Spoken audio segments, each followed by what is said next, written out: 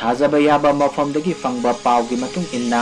लाकदोरिबा जनवरी तांग कुन फावबगी मनुंगदा अनोबा लेंगाक अमा सेंबगा लोइनना लाकदोरिबा जनवरी तांग कुन गतरुक रिपब्लिक डे नुमित्ता नौना सेमगदोरिबा लेंगाक अदबु लुचिंगदोरिबा चीफ मिनिस्टर सरुक यागनी हाइरी महाकी फमफम मतिक साना थमगनी हाइना सेंटर गे लुचिंगबा सिंगना खंगलकले हाइरी पावसिना मखा तारादुना हाइ लाकदोरिबा जनवरी गे तांग कुनगी ममांगदा अनोबा लेंगाक अमा सेमनबा RSS अमसुंग सेंटर लेंगाक की माइकैदगी सबसाबा फिरेप लेरे हाइरी लोइना लोइना ना स्टेट असिदा लेरिबा बीजेपी की MLA सिंग अमदी सन्मिनरिबा पार्टी सिंगी MLA सिंगी मरक्तसो सेंटर लेंगाकना लौरक्लिबा फिरेप अदु तरामना ओख्रे हाइरी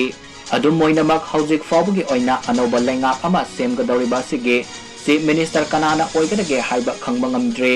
सेंटर लेंगाक की माइकैदगी चीफ मिनिस्टर ओइनबा खलकबा मिसक अदुगा MLA सिंगनसु अमत ओइना सौगतले हाइनसु यानबा लेरे हाइना पाव असिना मखा तारी